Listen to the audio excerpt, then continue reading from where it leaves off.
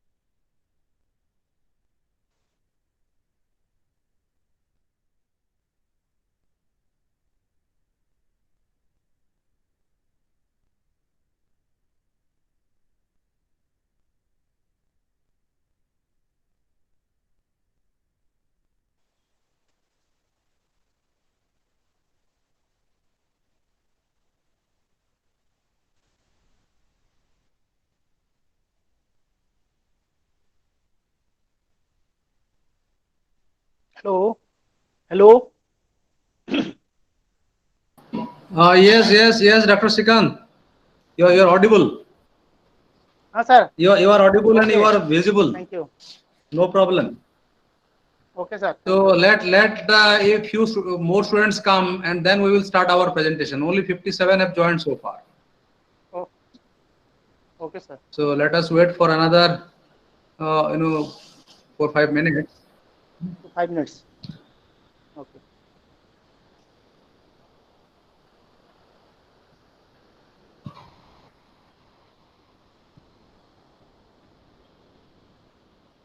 Students, those who are listening to me, please write your name and enrollment number in the chat box as a mark of your attendance.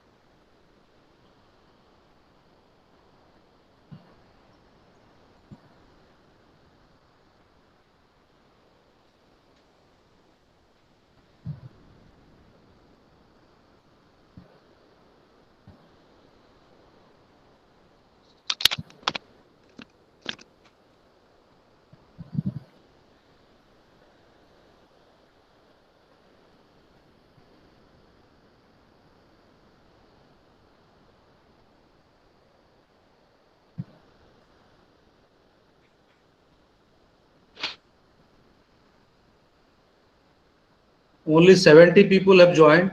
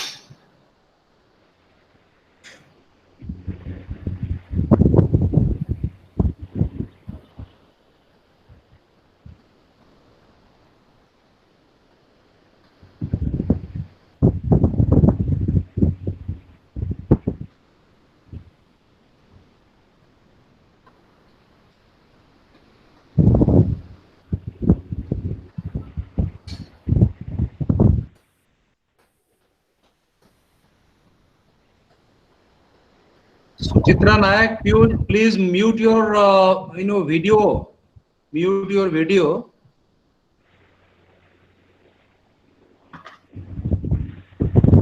Please mute your audio video both. So Dr. Paikrai, we should start. It is already 2:10. Let students join in between. Without waiting any further, we shall start our presentation. But before that, I would like to request all the students, please don't intervene in between. Once the presentation is over, and when we announce that we will take up the questions, then you please write your questions in the chat box so that systematically the questions will be asked, and very clearly all those questions will be answered one after another. Okay. So Dr. Paigra has already arrived, and he is very much online, and he will be concluding today all the presentations pertaining to course BES-122, your contemporary India and education. So friends, listen to him carefully, and whatever doubts you have, please raise those doubts in the form of chat box towards the end of the session. So with this, I request Dr. Paikra to take over and start presentation. Dr. Paikra, please. Okay, thank you, sir. Good afternoon, my dear students. Today we will have discussed block 4 of BES-122, that is issues and concerns in secondary education. Block 4 is issues and concerns in secondary education. In that we have 4 units, unit 13, 14, 15 and 16. So unit 13 is universalization of secondary education.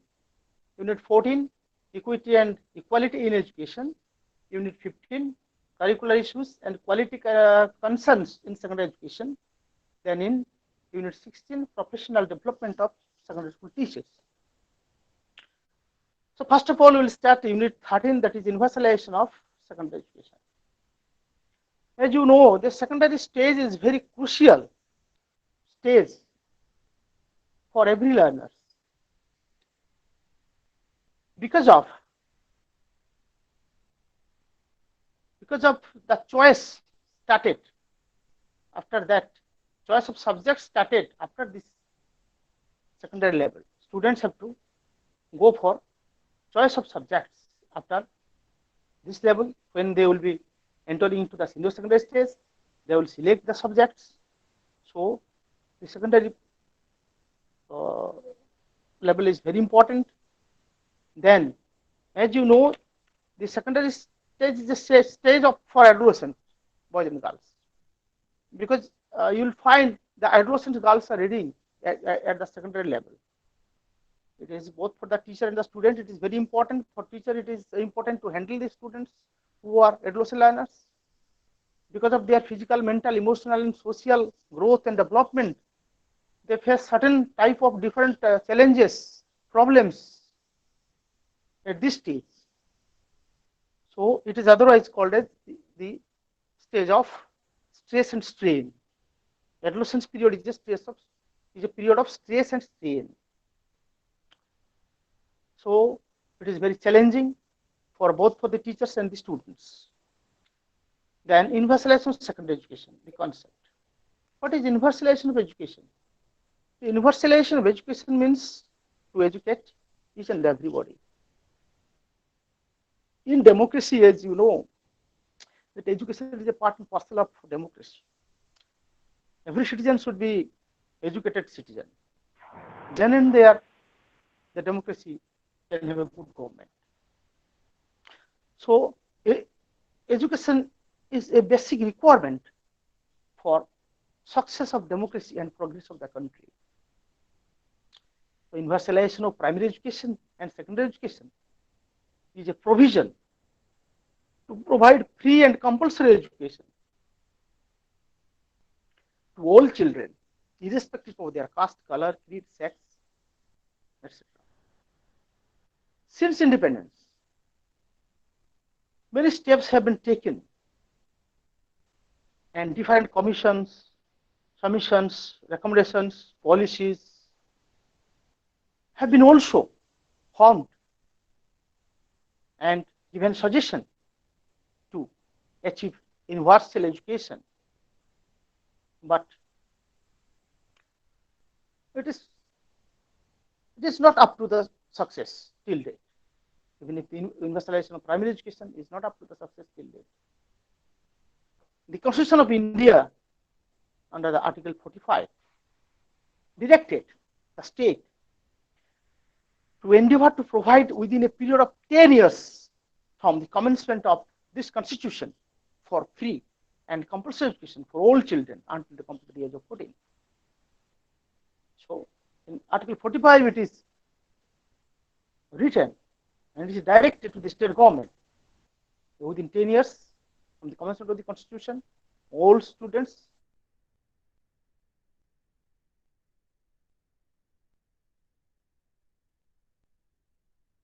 those who are within the age of 14 will be given free and compulsory education. But then there comes RT Act 2009. So RT Act 2009 coming into force in 2010, April 2010, 1st April 2010, for universalized education, educating everybody. It has become a right, constitutional right rather. The Article 21A in the Indian Constitution reflects education as fundamental right. Article 21A, refer to your book. So implementation of RT Act become responsibility for all stakeholders, central government, state government, school and community. All stakeholders have the equal responsibility to implement this RT Act.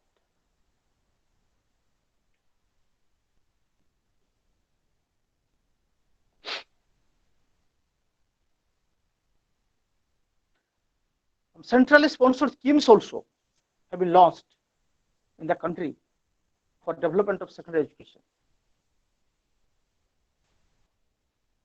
Centrally sponsored scheme like RAMSA, RMSA, Rashtriya Madhyamik Shiksha Abhiyan, is one of the important initiatives taken by the government of India towards universalization of secondary education. So RAMSA is playing an important role for universalization of secondary education in India.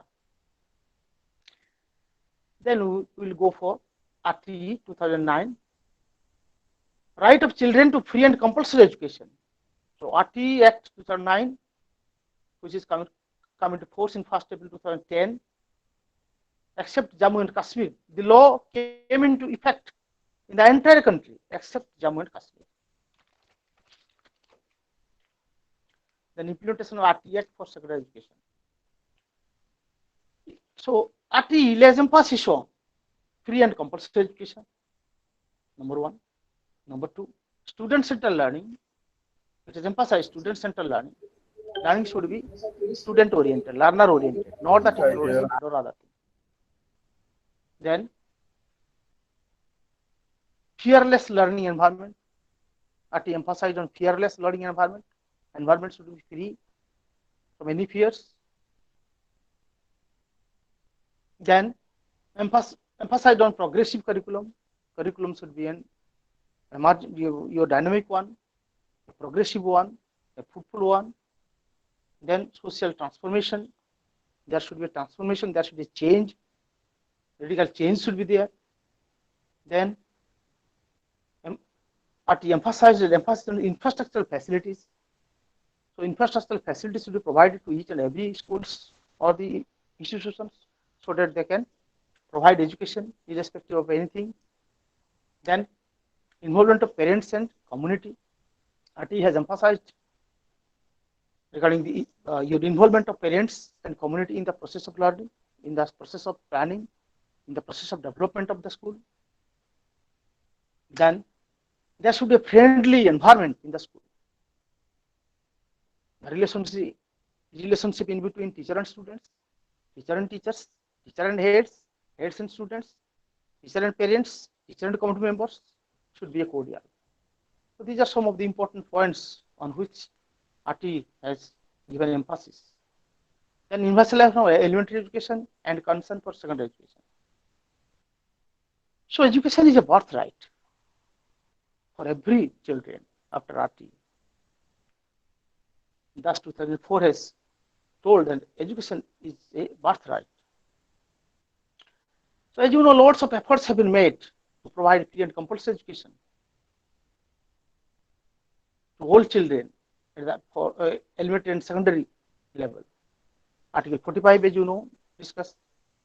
Then NP 1986, National Policy on Education 1986, and Program of Action 1992 emphasized on universalization of education, UEE, universalization of elementary education. So, meaning of UEE, provision for all children to get education without any dropout. So, here the aim of UEE is provision for all provision for education to all children, irrespective of caste, creed, and sex. Those who are within the age group of 14, and without any dropout. Dr. Paigrai, can you please adjust your microphone to some extent because the voice is very low. If you can put your microphone in correct position, I think your voice will be clearly audible to everybody. Yes, Please go ahead.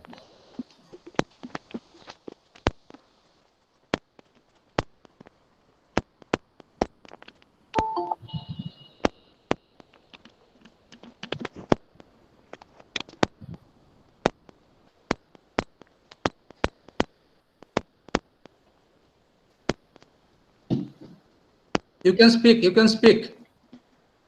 okay. So, You can just put your microphone at least closer to your mouth so that people can clearly listen to your voice.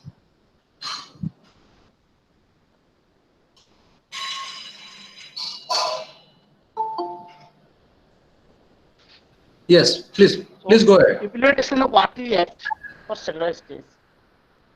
Then, universalization of elementary education in concerns of secondary education. As you know, the NP 1986 and Program of Action 1992 both have emphasized on universalization of elementary education rightly. But it is failed to some extent. Still now, many people are out of the school systems. They are rather in the form of dropouts, or they are not coming to school in this way. But government is on in its action, and the process is going on, and trial is going on, attempts are going on to universalize education both for elementary and secondary levels. Concerns of elementary universalization elementary education for secondary education. So, universalization of elementary education mostly talked about for measures, 4 measures: universal provision for school facilities, universal enrollment, universal retention, and quality improvement of education. So, first is universal provision for school facilities. So, universal provision for school facilities. Number one, that school facilities should be there first. Then second thing is measure is enrollment of pupils. Universal enrollment. Everybody should be enrolled, should get admission into the school. Then universal retention. Those who have enrolled, they must continue in the system of education. They must continue. And quality improvement of education. Fourth provision is quality improvement. That means problem with teachers, problem with ancillary services, problem with classification of, problem with curriculum, problem with school facilities, and problem with administration. All these problem and issues should be addressed so that universalization can be possible. So, first universal provision, then universal enrollment, then universal retention, then quality improvement of education. RAMSA, Rashtriya Madhyamik issues and concerns. So RAMSA is a centrally sponsored scheme. It is centrally sponsored schemes of MHRD, Minister of Human Resource Development in Government of India. for universal access and improvement of secondary education. So the aim of RMSA is for universal access and improvement of education. It came into being after CAB, Central Advisory Board of Education, the highest advisory body forum of the Government of India. It was launched in the March 2009. The implementation of the scheme has started from 2009-10. Objectives of RMSA: to provide a secondary school within a reasonable distance. First objective is to provide a secondary schools within a reasonable distance, that may be 5 kilometers, should be 5 kilometers. Higher secondary school should be 7 to 10 kilometers. Ensure universal access of secondary education by 2017. It was there. Ensure universal access of secondary education by 2017. It was there. Universal retention by 2020. But 20 is going on. So universal retention is a doubt. Many more students are in the out of the school systems. They are in the roadside, in the market, in the stalls. So providing access to see education with reference to economically weaker sections, educationally backward, and girls, disabled, migrated categories, and marginalized categories like SC, ST, OBC, educationally backward, etc. So they are some of the categories which we have to take into mainstream for universalization of education. Then open and distance learning ODL mode came into existence and tried a lot for universalized education to educate some portion of the people. So it's a very popular use of ODL is seen nowadays, and it is not only meant for the higher education only, it is for secondary level also, and it is working for that. ODL for dropouts, those who are dropouts, for them ODL is meant for. Then persons already at the job field, and also the curious learners, those who are curious, they can learn through ODL. Then there is NIOS, National Institute of Open Schooling. It is also there working for universalization of education, and it is also for the secondary level. It is working. Needed objectives. What are the need and objectives of NIOS? It provides schooling at a very low cost. It provides schooling at a very low cost. It provides quality secondary education. It helps the learner for developing skills. It fulfills the constitutional obligations to provide quality education. It provides flexibility to the learners in terms of time, place, mode, pace, pace at their rate. Pace means learners to learn on their own rate. Then it fulfills the social needs of the learners. Then globalization, the concept, globalization. So globalization means what? The globalization is a term, is a concept, is a new, is a modern concept, emerged in 1970. 1970s, it is there. It is a process of interchanging world's views, world's opinion, products, ideals, and mutual sharing, and other aspects of culture. So globalization means the world as a family. Treat the world as a family. It is the interchanging of global ideas, thoughts, products, concepts, aspects, cultures in and within, in and in between the countries, within the countries, and in and between the countries. So there are free transfer of capitals, globalization, that is free transfer of capital goods and services across the nation, outside the nations also. Globalization influence education in the following way. How globalization influences our education? Due to globalization, our education is also improving day by day because of sharing of thoughts, sharing of ideas, sharing of teachers, sharing of pupils, sharing of students, and we are interchanging these things. And also through globalization, there is also interchanging the assessment, teaching learning processes, teaching learning standards, models of teaching, learning achievement. All these things are there. It helps globalization helps our education in this way. Then public-private partnership (PPP). So PPP is a concept or is the approach used by the government deliver quality services to the people by using the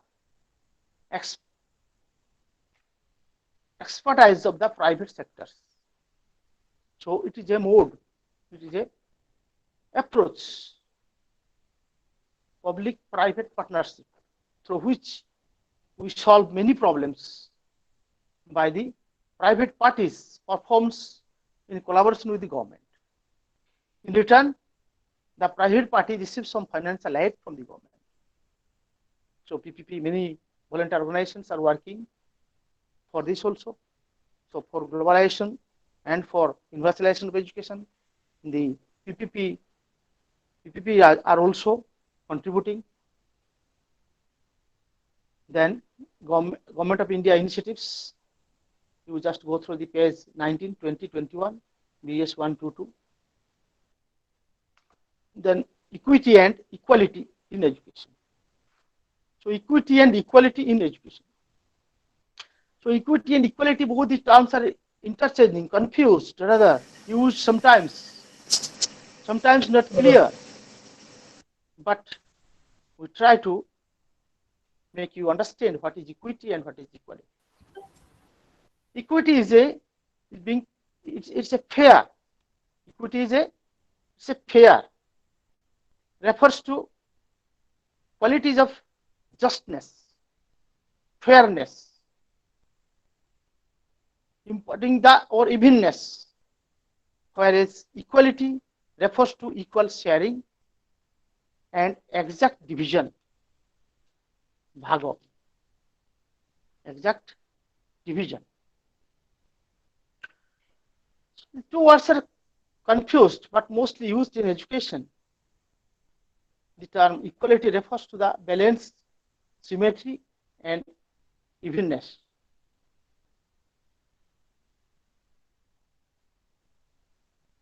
While equity refers to the principles of fairness. So it is fairness.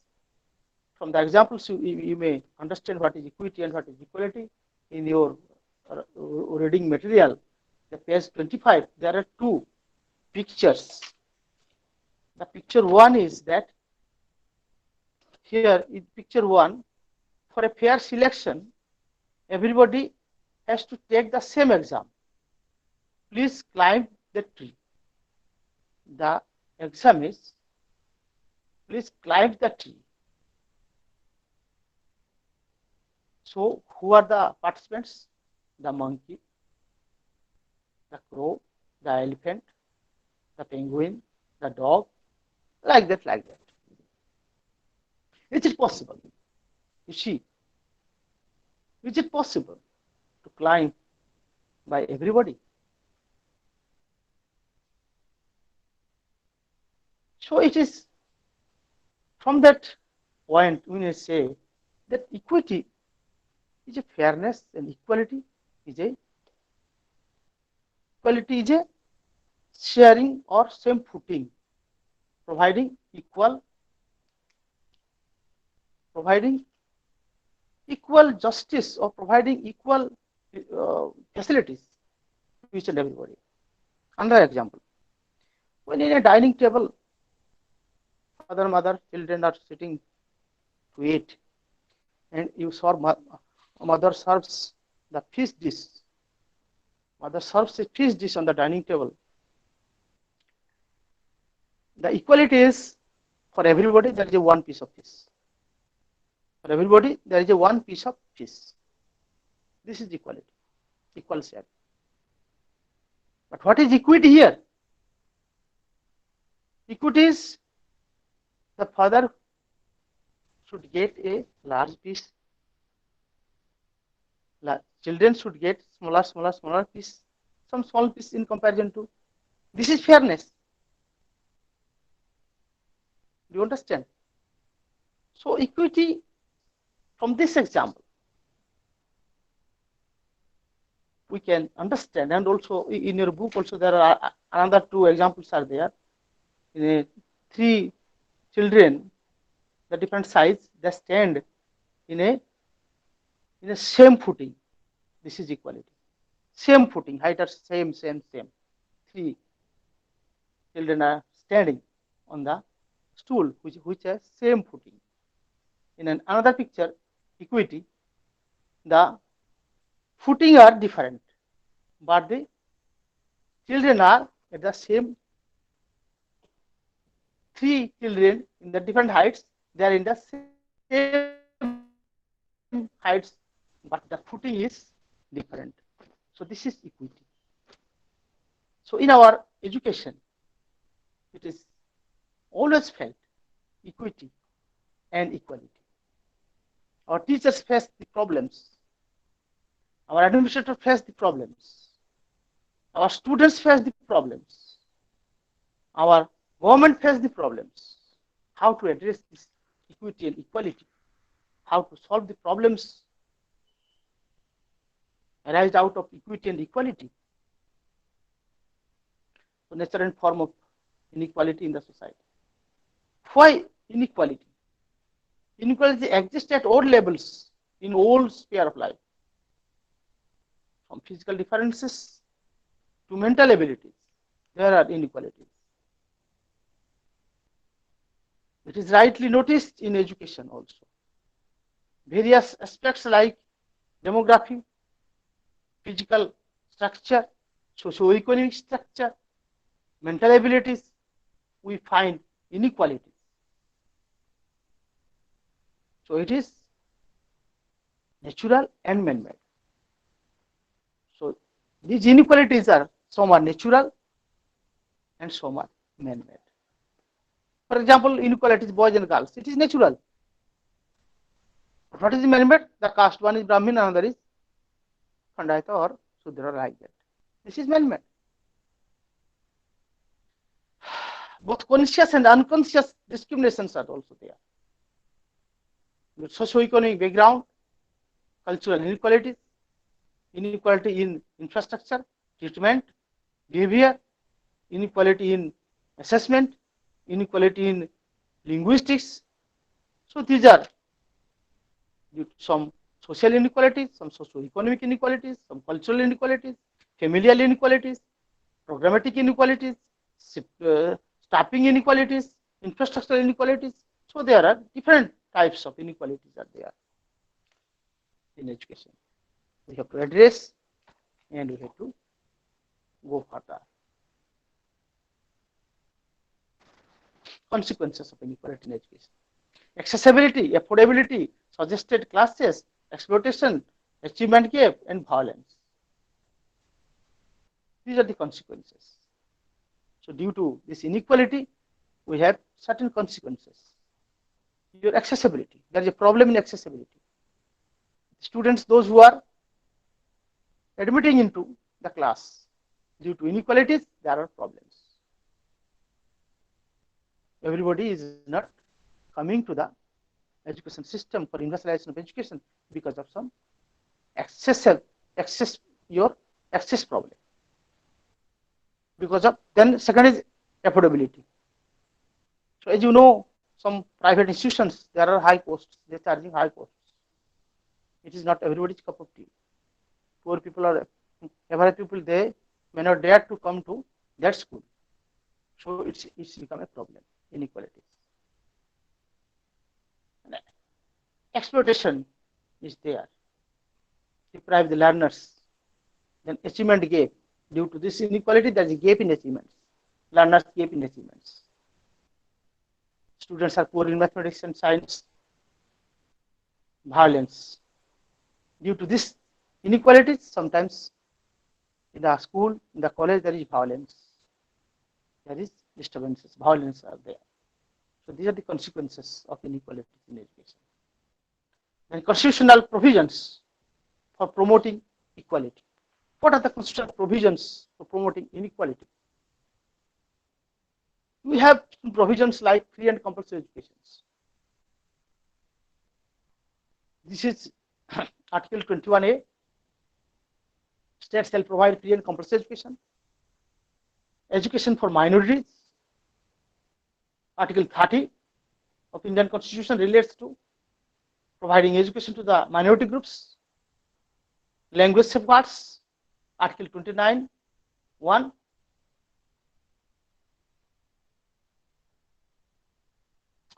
Education for weaker sections. Article 15, 17, and 46. Secular education. Article 25, 1, 28, 1, 28, 2, 28, 3, and Article 30. Equality of opportunities in education institution. Article 29, 1. So, instruction in mother tongue. Article 26, 1, and Article 350A. Women education. Article 15, 1, 15, 3. So these are some of the constitutional provisions for promoting equality in education. We have certain constitutional provisions, and provisions are there. The role of teachers in school and curriculum in emerging equality. The role of teachers. It is told that to know your child first, then you try to teach. It is psychologically sound. Know your child first, then you try to teach. First of all, teacher should know his child. Know means what? Where from the child is, who is the child, what is his mental ability, what is his IQ, what is his interest, what is his abilities, what is his aptitudes, disposition, inclinations, dispositions, helps. So the teacher should know the child. Then he should try to teach, not teach, try to teach. आगो पिला को जानिबा तापरे चेष्टा करिबा पाठ पढिबा ପାଇଁ. So the role of teacher is very important. Knowing a child is very difficult task because his physiology, his psychology, his socio-economic background, his religious background, everything should be known to the teachers. Then and there, that teacher will give justice. So please consult with your books, page 35 and 36 here. Government and non-government initiatives. Consult books with 37 page and 38. Efforts of NGOs. So non-government organizations are also playing a great role in our education system. In the universalization of education, they are also playing. Ajmi Premji Foundation, Akshara, Pratham, Umeed, Teacher for India, Make a Difference, MAI, are some of the working NGOs for development of education, for promotion, for improvement, for quality education. So this is all about Unit 14. Then now come to Unit 15.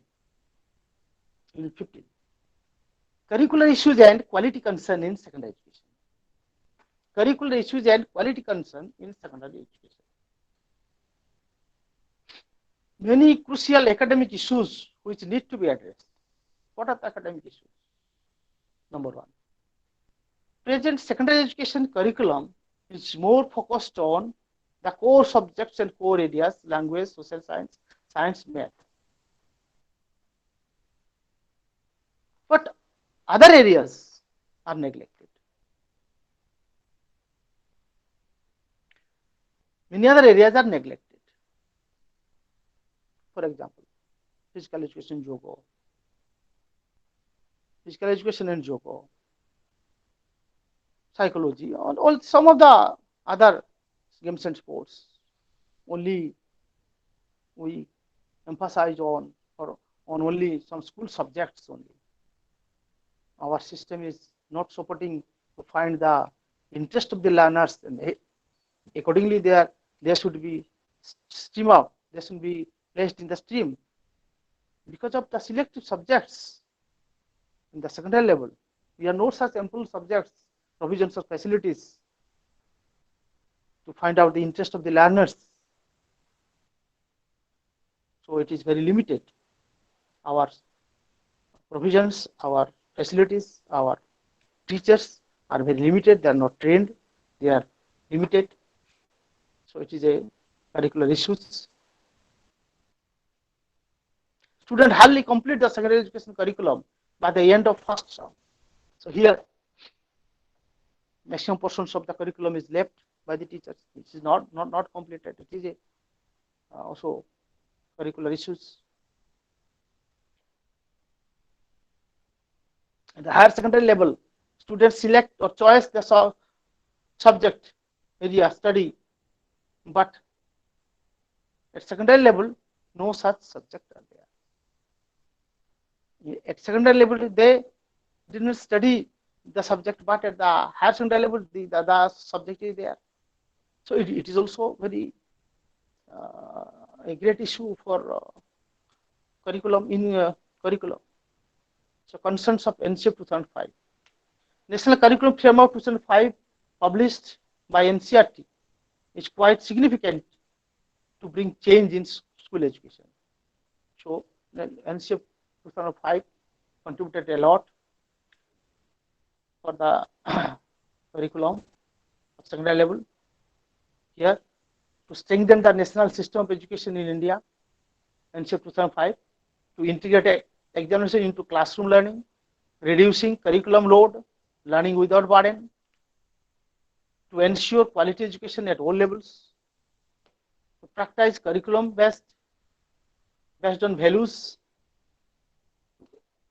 ensure that irrespective of caste, color, creed, and sex, all are provided with a standard of curriculum, to focus on holistic development, to create an inclusive environment, to provide ample opportunities, to help learners to control, to construct their own knowledge, and to encourage students to interact with teachers, peers, communities, etc. So these are the some of the concerns of NCF 2005. Then a new concept developed, metacognitive and creative capital. So the metacognitive and creative capital. So what is metacognitive? So metacognitive means the union of material and cognition. ଯେତେବେଳେ ଆମେ ବସ୍ତୁ ଏବଂ idea and ଆଇଡିଆଲ୍ସ ତାକୁ ଯୋଡ଼ି ଦଉଛୁ, object ସହିତ ଆମ ଆଇଡିଆକୁ ଯୋଡୁଛୁ, ସେଇଟା ହେଲା metacognition. Meta means materials, cognitive is our knowledge, construction from knowledge, cognition. Learning takes place both in formal and informal process, but we give emphasis on always the formal process of learning from the school, not providing situations or arranging situations for the learner to learn the informal knowledges, informal information, informal things, to emphasize on formal and informal learning. Metacognition plays an important role.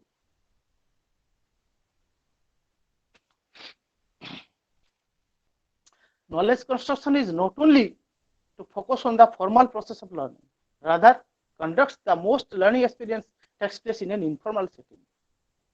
Therefore, developing metacognitive skill among the students which integrates formal and informal learning. So the metacognition emphasizes on behaviorism, cognitivism, and constructivism.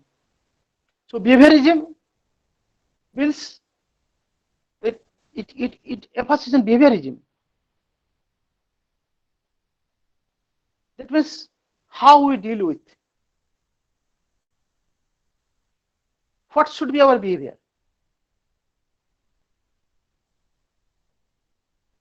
And the constructivist theory of Vygotsky. The learners are to construct their own knowledge, not imitate the knowledge. They should construct their own knowledge. For example, a child is playing with a ball. A child is playing with a ball, and during his playing, he just kicked the ball, and the ball get back to him after bounding on the wall. When the ball get back to him after hitting the wall, the child gets a new knowledge. He becomes happy and gets a new knowledge. This is constructivism. This is construction of knowledge.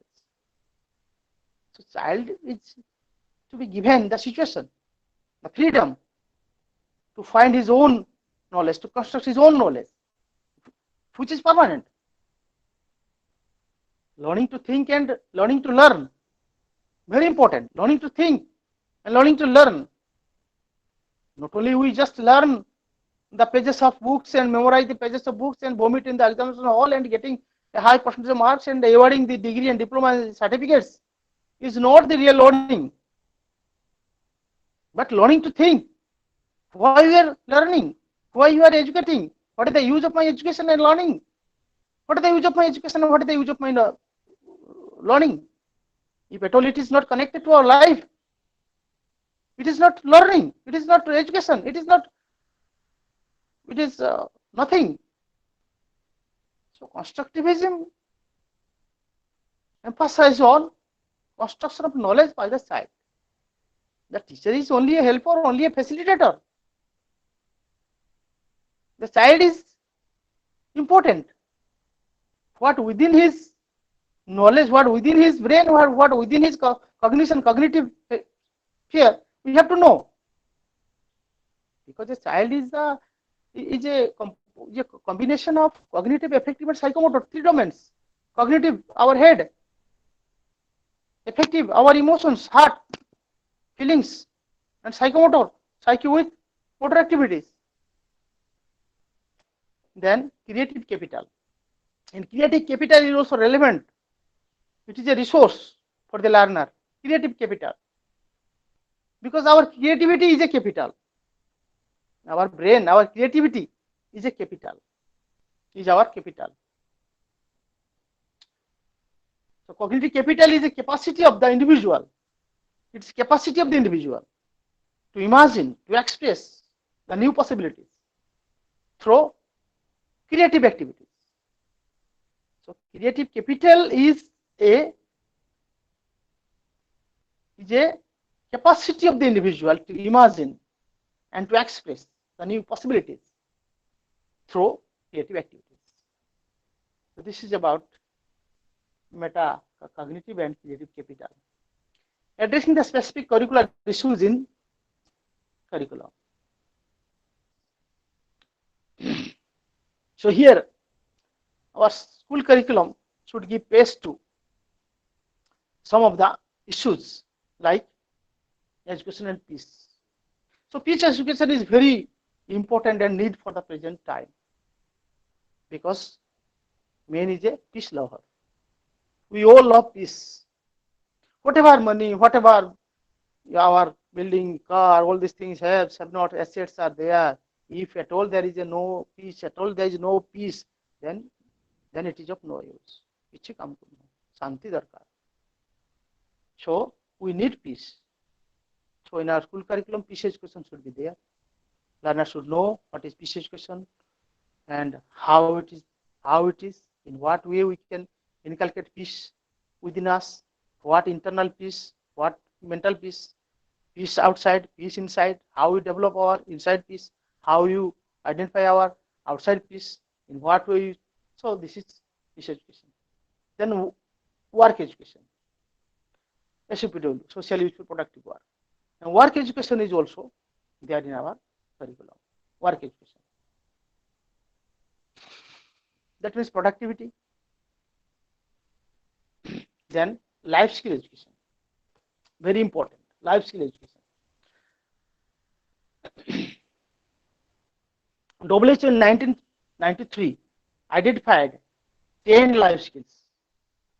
So what is life skill? So life skill education is a type of education where we want to learn the skills needed for the life.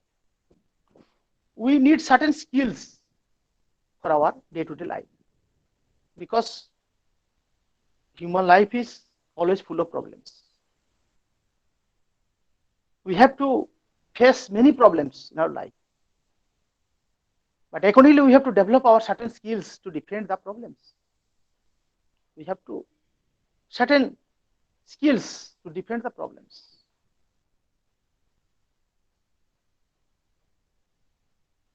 So WHO defines the abilities for adaptive and positive behavior that enable individual to deal effectively with demands and challenges of everyday life. See, so WHO defines the life skill is the ability. It is an ability for adaptive and positive behavior that enables individual to deal with effectively with the demands and challenges of everyday life. So we face everyday life. In everyday life there is a challenges and demands. So it is an attitude, it is an ability, it is a skill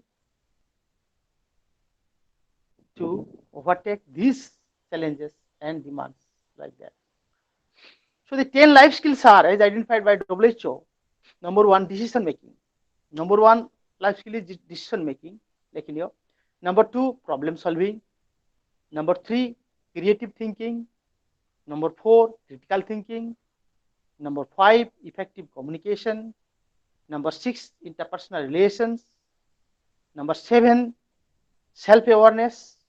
Number eight, empathy, EMPATHY. Number nine, coping with emotions. Number 10, coping with stress. So the World Health Organization in 1993 has identified 10 life skills. So the detail you will find in that books also. You go through this, what is decision making, how it helps us, how it has become a skill, how it helps us in finding problems, what is problem solving, how you solve the problem, what is creative thinking, what is critical thinking, what is effective communication, what is interpersonal relations, what is self-awareness, what is empathy, what is coping with stress and coping with emotions. So how you cope with emotions, how you cope with stress. So all these are skills needed for our life problem solutions. Then quality assurance in secondary education, quality indicators. So what are the quality indicators of secondary education? Quality indicators, how we assure secondary education, how we inject quality in our secondary education. What are the indicators? What are the different areas or things on which we have to incorporate the quality? Number one is curriculum. So curriculum should be a qualitative one. Number two is teachers and pedagogy. Our teachers should be qualitative, and the pedagogy of the teachers should be qualitative. The skilled teachers should be there. They should know the pedagogy, and then the school management. Then our school management should be quality management. Then CCE, continuous and comprehensive evaluation, which is also an indicator of quality. Then infrastructure and resources, which is also an indicator. School planning and management. Then teaching learning materials, TLM. Then curriculum transaction, how the curriculum is transacted, what are the methods, what are the models, how teachers adopted for transacting the curriculum. Then learner progress, how the learners are progressing, how this is used to know the learner, and teachers professional development. So these are some of the quality indicators for students in secondary education. Then unit 16, professional development of secondary teacher.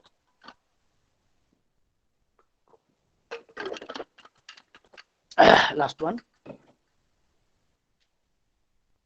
So professional development of secondary school teachers. So it is regarding the teacher. What should be the teacher? Who is a teacher? What is his requirement? What is his need? What is his issues to be addressed? Many things to discuss. What is professional growth? What is professional ethics of the teachers? So it is rightly told by Professor Jekona that, oh my teachers, oh my dear teachers, you are going to be emulated by your students every now and then. If you stand, your students will sit. If you sit, your students will lay down.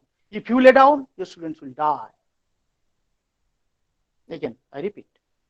Professor Jekona has rightly told, oh my teachers, oh my dear teachers, you are going to be emulated by students every now and then. If you stand, your students will sit. If you sit, your students will lay down. If you lay down, your students will die. ଆପଣ ଛିଡ଼ା ହେଲେ ପିଲାମାନେ ବସିବେ, ପିଲାମାନେ ବସିଲେ ଆପଣ ବସିଲେ ପିଲା ଶୋଇଯିବେ, ଆପଣ ଶୋଇଗଲେ ଆଉ ପିଲା ନାହିଁ. Students will die. So how to stand? The teacher should know how to stand, how to teach, how to control, how to connect. So many house, that means many questions are relating to the teachers. His academic side, his personality side, his character, his behavior, his etiquettes, his manners, his dresses, his principles. Everything is important for the learners. Because he is entitled as guru. What a guru is. A mere teacher is not a guru. So you have to arrange and manage accordingly. Teacher is to arrange and manage accordingly. What should be his qualification, qualities? What should be his training? What should be his behavior? What should be his personality? What should be his subject knowledge, methodical knowledge, the pedagogical knowledge? How he is updated? So many things. So your question, somebody asked me, the guru. Guru Brahma, Guru Vishnu, Guru Deva, Maheshwara, Guru Shekhar, Param Brahma, Tasmai Shri Gurave Namo.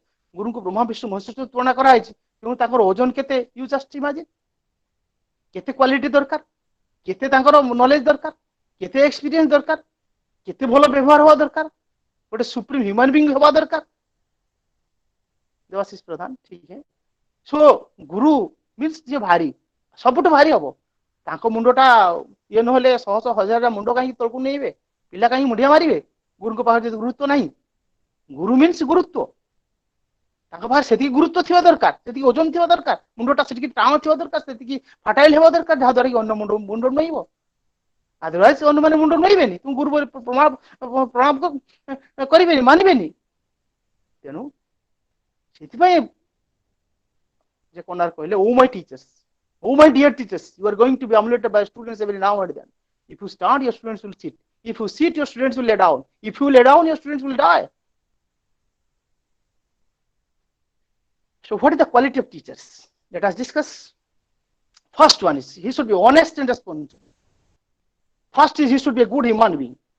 प्रथम ताको रखो number 1 रे good human being. से गोटे भलो मनुष्य होइथिबे. He should be a good human being. Second, be honest and responsible. Physically and mentally strong. He should have mastery over subjects. He should have effective communication skills. से भलो बारे communicate करि पारथुबे language भलो थिबो कम्युनिकेट करि पारथुबे every learners बुझी पारथुबे तान कथा.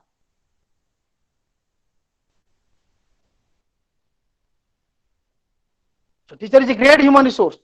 Mind you, teacher is a great human resource. So he is a facilitator, guide, researcher, innovator, motivator, organizer, socializer, leader. Teacher is a leader, organizer, socializer, a good motivator, trained and qualified. He should be trained and qualified. A pedagogist, he should be a pedagogist. He should know the techniques of pedagogy. He should understand the pedia rightly. Accordingly, he teach. He is a friend, philosopher, and guide. Very old thing. Friend, philosopher, and guide. He should be a friend to the learners, a philosopher and guide also. A patriotic, a spirited, a balanced personality, a man of character. So many things you may add. What other things are there? Qualities of a teacher. Then professional preparation of teachers. So as you know, teaching is a profession. Rather, it's a noble profession. For this noble profession, the teacher is to maintain the profession rightly. So he has to develop the professional growth has got a concept. So he has to grow his profession. He's a continuous reader. A light can a lamp can light the another lamp when it is burning. A teacher can teach another when he is learning. ଜଳୁଥିବା ଦୀପଟା କେବଳ ଆଉ ଗୋଟେ ଦୀପକୁ ଜଳିବାର ସାହାଯ୍ୟ କରେ। ଗୋଟେ ପାଠ ପଢୁଥିବା teacher କେବଳ ପାଠ ପଢେଇ ପାରିବ। ସେ ଯଦି ଭାବିଦେଲା ଯେ I am a teacher, I have qualification, BEd qualification, and I am a teacher, ମୋର ପାଠ ପଢିବା କଣ ଦରକାର, ମୁଁ ଖାଲି ପଢେଇବି, ତାହେଲେ ସରିଗଲା। Professional growth ଯଦି ନ ହେଲା ତାର, ତାହେଲେ he will not be a good teacher, effective teacher. He is a good learner, rigorous learner. ପିଲାଠୁ ସେ ଆହୁରି ଅଧିକ ପରିଶ୍ରମ କରିବା ଦରକାର, ହେଲେ ସେ ଭଲ ଶିକ୍ଷକ ହେଇପାରିବ, otherwise ହେଇପାରିବନି।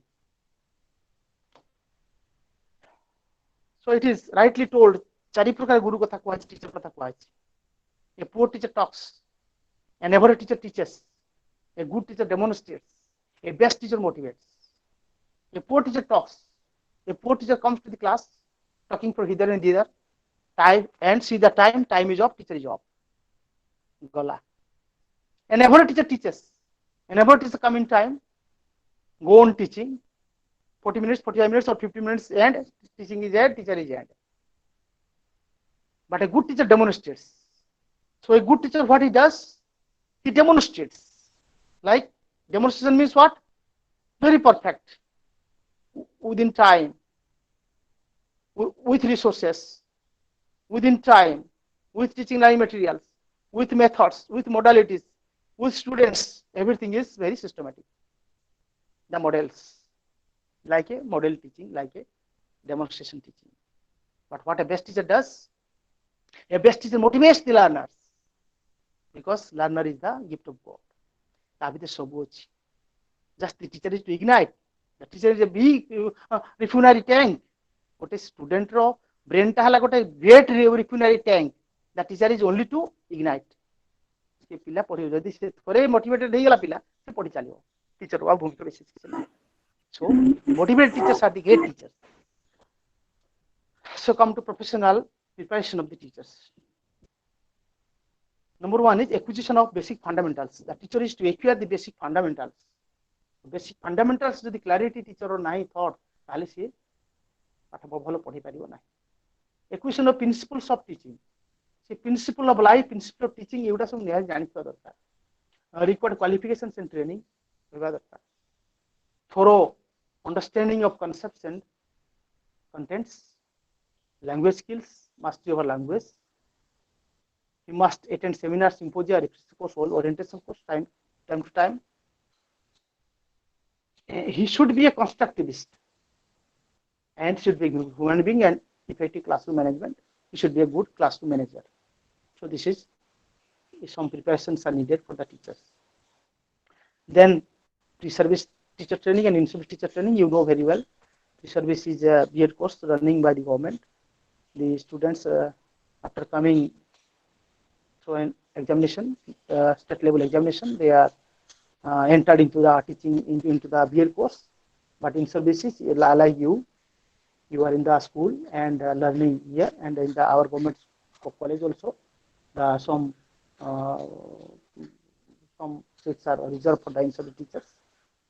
So this 2S, pre-service or in-service, either way they have to train. Then professional ethics. So what is ethics? Ethics is a code of conduct. Ethics is a code of conduct. Principle, certain principles strictly followed by the teachers. So teachers are expected to be fair and to their students. Teachers are expected to be fair to their students. So the code of ethics provides the framework of principles to guide the teachers in disciplinary manners. And so the NCERT has developed a code of professional ethics. NCERT has developed a professional code of ethics. Duty towards students. Number one, duty towards students. Duty towards parents and community. Duty towards profession and colleagues. Duty towards government and other organizations. So professional identity of the teachers. Professional identity. What is professional identity of the teachers? So identity is the self-image. The teacher's image. The teacher's image. That means his status, his style, and competency, command, control, and connectivity. So ये सब professional identity दरकार, competency दरकार, command दरकार अच्छी, control capacity दरकार अच्छी, connectivity दरकार अच्छी. He can easily connect to others, connectivity. Then ideal in all respect. He should be a ideal in all respect. Honest and responsible. Possible attraction of teaching. See gote teaching ta tankaro nihati attractive hoba darkar अछि. Learner centered teaching should be there. When he is teaching 100 students, means 100 students are, everybody is aware, everybody is listening. When he is teaching, everybody is listening. So this is then identity crisis. What is identity crisis? Nowadays you see we are in loss of identity. Tamane ame amor nijotto horei bosichu. In every sphere, not only it is a case of teachers or it's an issue for the teachers. Somewhere else it is found that we are losing our identity. So identity, there is a sin, the identity crisis is sin. That means who is what for is not doing for that. Who is what for is doing for that. Je jonta pai rohichi se kamo koruni. Buझी नहीं. Crisis माने कौन है? जे we are teachers. This is our identity. We are teachers. This is our identity. When it is crisis, that means we have some negatives in our characteristics. When there are some negatives found in our characteristics, then there is a crisis. We as a teacher, teaching is a noble profession, we have to maintain.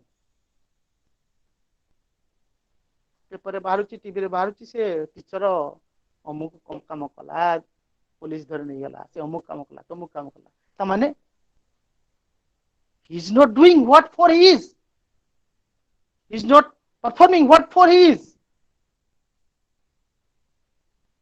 is doing some negatives, so manipulations, negatives. So this is the crisis. Identity crisis is that our identity is at a loss. Teacher's identity is at a loss. We are not time bound. Somewhere आमे जाऊनु ओले जाऊचु पाठ जा आसी पढे दउचु पिला के सुनला नाही न सुनला नाही किछ जाय से नाही आम दरमा ठीक मिल जाउचु गंडा ए मास्टर टेस्ट रे आमे खुश को पिला को पिटिलोनी को पिला को मारलोनी को पिला को धमकेलोनी ये सब कोठी ट्यूशन करी पैसा इनकम करलोनी ये सब जो these are some points for identity. These are some points on which we are losing our identity. So identity crisis is that thing.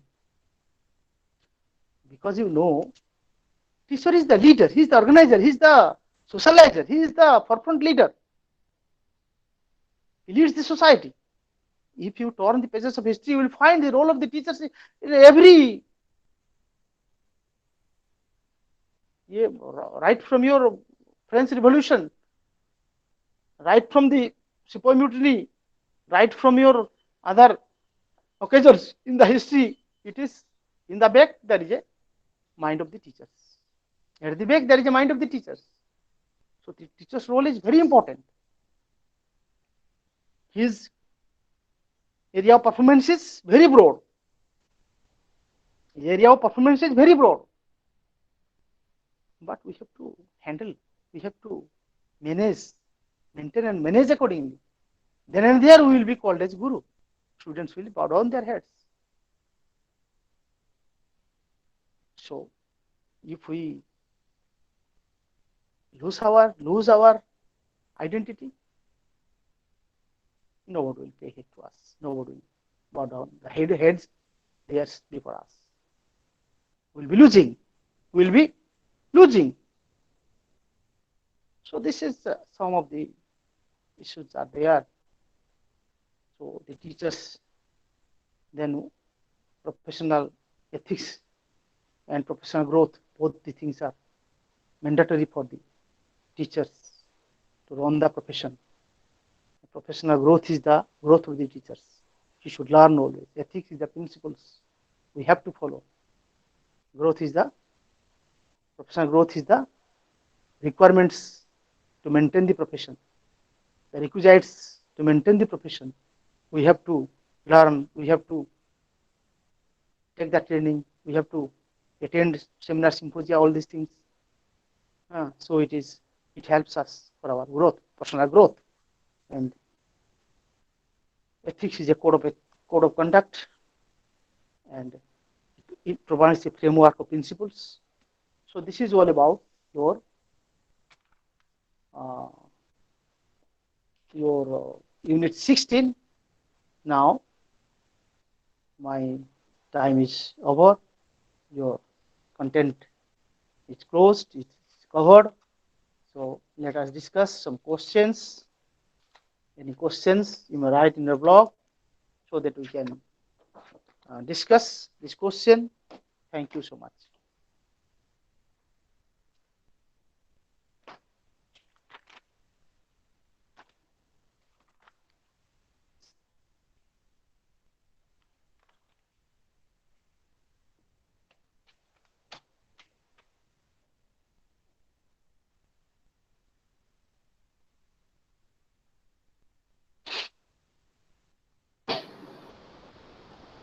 Hello?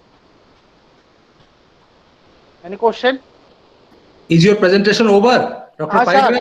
Yes, sir. Now the students are requested to ask questions through their chat box. Please write your questions in the chat box, and we'll take up the questions.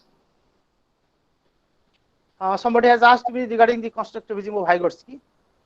That Vygotsky has developed the philosophy that is constructivism. So constructivism means the learner is to construct their own knowledge. Learner is to construct the own knowledge. The teacher is to only help or to assist the learner, not to teach, but to facilitate. So construction means what? Construction knowledge means what? Good example ଦେବି ମଧ୍ୟ କହୁଥିଲି ଯେ a child is playing with a ball. He is playing. ସେ ଗଡ଼େଇ ଗଡ଼େଇ ହେଉଛି ବଲଟାକୁ. କିଛି ସମୟ ପରେ he kicked the ball, and the ball is getting back in the wall and bounce it to him again. He becomes encouraged. ପିଲାଟା ଖୁସି ହେଇଯାଉଛି ବଲଟା ଆସିକି ବାଜିଲାକୁ. ସେଇଟା ହେଲା construction of knowledge. This is construction. ସେ ନୂଆ knowledge ପାଇଲା ସେଠି. So this is constructivism. ତା ମୂଳ ହେଲା ସେତିକି. Learners are to construct their own knowledge. ସେମାନେ construct କରିବେ knowledge କୁ. Not that imitations, conceptualization, imitations. ସେ ଗୋଟେ ନୂଆ କଥା କହିବେ ନା. References should be there, imitation is there, but the new things should come up from the child, because child is the gift of nature. Everything is intact in his mind. If we facilitate the learner, he will create something new. ଆମେ ଦେଖୁଛୁ TV ରେଡିଓରେ କେତେ ପିଲା ସେ କଣ ଇଏ ତିଆରି କଲାଣି କଣ ସବୁ ଦେଖ ଚାଇନାରେ ଛୋଟ ଛୋଟ ପିଲାମାନେ ବି ଗୋଟେ ଗୋଟେ ବଡ ବଡ ଜିନିଷ ତିଆରି କରି ଚାଲିଛନ୍ତି. ସେ କଣ କନଷ୍ଟ୍ରକ୍ସନ ନଲେଜ ତାଙ୍କୁ ସେତିକି ସିଚୁଏସନ ଦିଆଯାଇଛି. So this is construction. Construction of knowledge is a continuous process. So once we get up in the morning till we go to bed, we come across so many things. we means the child come across with so many things, and he tries to form concepts, isn't it? That concept formation is also kind of knowledge construction, isn't it? As you go on doing things, as you go on, experiencing certain things, new knowledge is, coming into your mind.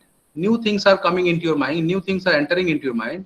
So this is this is Sir, perhaps, this is the sir, process of perhaps knowledge construction. construction of knowledge means, sir, perhaps construction of knowledge it means when a child is given new concepts in a subject. That is the construction of knowledge, Yeah, perhaps. yeah. You see, Hmm. this construction, knowledge construction, that very term, clarifies that as Sir, you go on experimenting things, you are getting convinced about certain things, and that sir, remains in your mind. A sir, new sir. knowledge enters into your mind. The Sir, when a Sir, new knowledge enters in a mind, that is construction of knowledge, sir. yes, yes. जो example टा देली जो ball खेल रे से तो खेलु खेलु kick कला जो से किक कला से नुआ कथा से ताको पाइला जे जेते फोर्स दबो सेटा से पुनी रिबेक को ता पाक आसीबो more force then more energy this is construction neurology Dr. Srikant, there is a question asked by somebody. What is the difference between JPD and JD according to Vygotsky? This is a very concept or this is not there in your syllabus you That will is go not you there. will refer no Okay, okay, okay. Is there any other? Yeah, somebody is there who is asking Bhajan, no, Bijan Bihari Das. What is Article 21A tells about secondary education? just I am not remember these articles what it tells you go and refer and you find what it tells okay articles many article article 21a article 45 article 350a article 16 15 so more many more different 20 to 25 articles are related to our education okay you go one by one it is written in your text books you will find Acha, you reply to Amresh Parida, who is asking about what is inclusive education, inclusiveness or inclusive education. inclusiveness means inclusion of everybody in our system we have to include everybody it is a part and parcel of our universal education that inclusive education means we have to include each and everyone in the system of our education. This is inclusive. Irrespective of any caste, color, creed, sex, anything, we have to include. So this can help the universalization of education at primary and secondary level. This is inclusive education. Exactly, I would like to add to it. You see, this inclusiveness or inclusive education concept, was brought to the field of education by government after realizing the fact that many physically challenged students face difficulties in pursuing their studies, starting from primary level to university level. Therefore, this inclusive education has been applied in every level of education.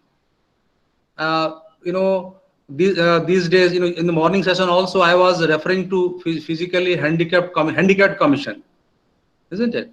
That commission is providing a lot of funds to the physically challenged students. Therefore, they are not facing difficulty in getting education with the normal children in the normal schools, isn't it? It is practically not possible on the part of the government to create separate schools for or different schools for different categories of physically challenged learners, isn't it? For blind, for example, different school; for a lame person, different school; for like that, it is practically not possible. So what is required is bring inclusiveness to education so that every category of learner will be benefited with the same kind of teaching in the same classroom situation. Okay. Is there any other question?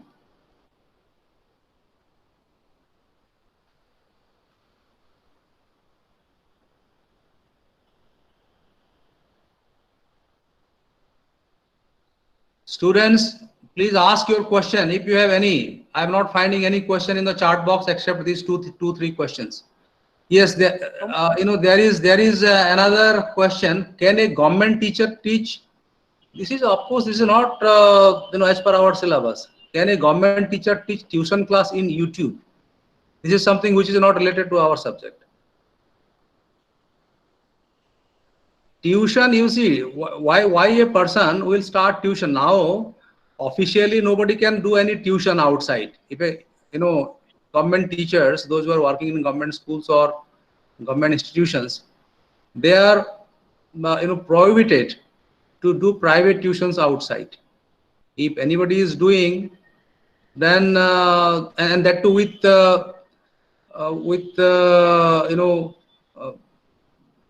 commercial ideology or something like that, then it is prohibited. But if somebody comes voluntarily to provide education through YouTube or something, they should be welcomed. If a teacher prepares some videos on some important topics and wants to upload them there in YouTube for the benefit of the learners, then it is a very good step, positive step. It should be encouraged. This is my personal view. Then there is another question. One second, it has gone. There is another question by Bijan Bihari Das. What is curricular expectation? Curricular expectation. Curricular expectation means what we expect from a curricular for a particular level or stage. This is curricular expectation. For example, at secondary level, what should be the curricular framework? What should be subjects included? What is our expectation? It is changing.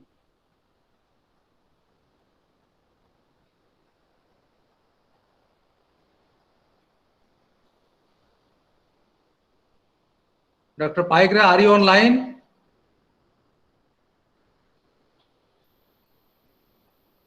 Dr. Paigra, are you online?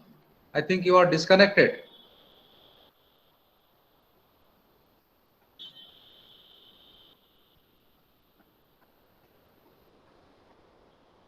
Dr. Paigra, are you online?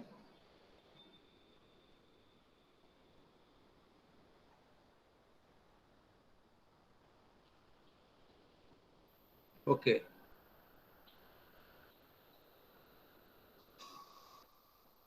Dr. Paigra, are you online?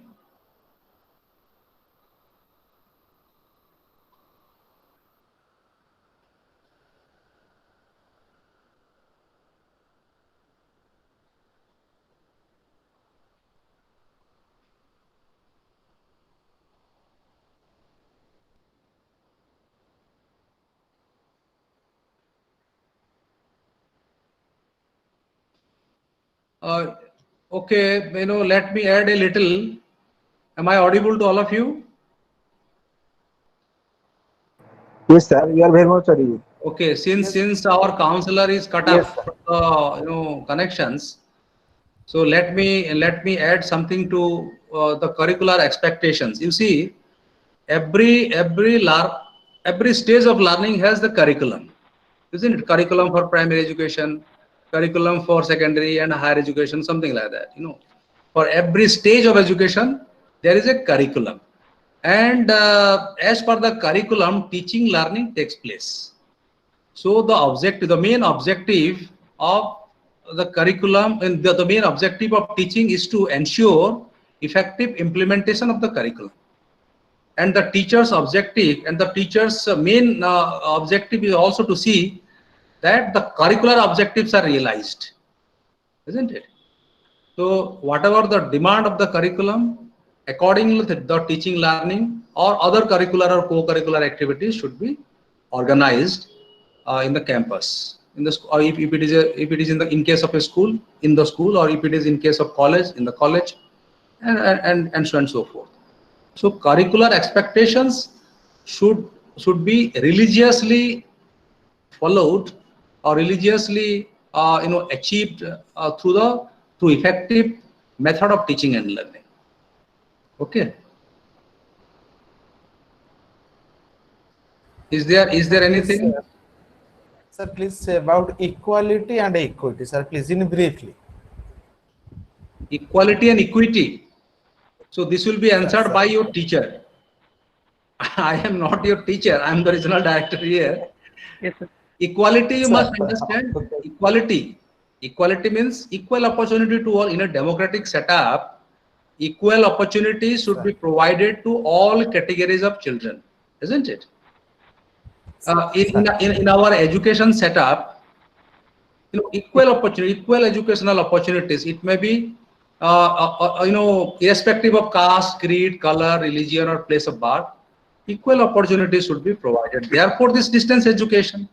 For example, you see, everybody is not capable enough in going to GNU or Harvard University or Cambridge University to satisfy their higher education needs.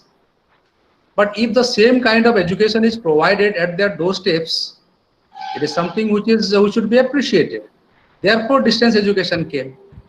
Quality education can be made available. That means an educational opportunity is provided to them or to those who are, in other words, not able to, afford to go in for, costly or expensive higher education institution or system. So opportunity, equal opportunity should be provided as far as education is concerned. Equity, it will be explained by your counselor. Let Dr. Srikant Paikra joins. Then this particular thing will be taken up and he will clarify. Sir. Okay, sir. There is another question by Sucharita Samantarai. Describe the implication of globalization on education. Have you understood globalization? You see, now the present world is called a global village, isn't it? World countries are not far away from each other. India is not far from UK, or UK is not far from America, or America is not far from Germany, like that. Why they are not far from? They are not far because of the modern communication technology. Because of so many communication technologies, world countries are not far away from each other. So everybody is, that means the world has been squeezed. The world has been squeezed and called as a global village. We follow? And you see, due to this globalization, what was happening earlier, when globalization was not there, this concept was not there, people used to go to, for example, learners, those who are capable enough to get their higher education from foreign universities, they were virtually traveling to foreign universities. For example, students from Odisha used to go to Cambridge. Those who are capable enough, they were going to Cambridge and they were doing their higher studies. Similarly, people from foreign countries, they used to come here, isn't it? But now, because of globalization, even the off-campus same university is creating, what should I say, creating opportunities here in our own country. That means you need not have to go to other universities, and at the same time you can do it here, remaining in your own country. For example, QUT, Queensland University of Technology, QUT. You can have study centers here in India, so you can pursue your higher studies through QUT. Or you may be having many study centers of many foreign universities here in our own country. That means now countries are coming, many countries are coming and creating opportunities for different categories of learners. Okay, this is the effect of globalization. Anything else?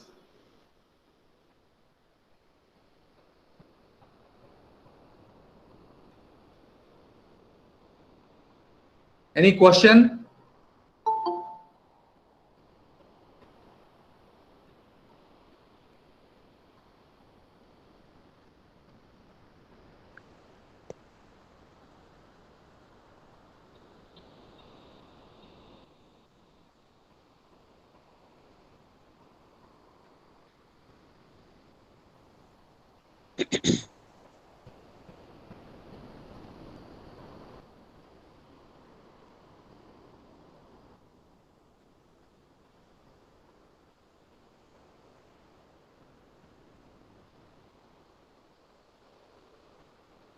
Is there any other question?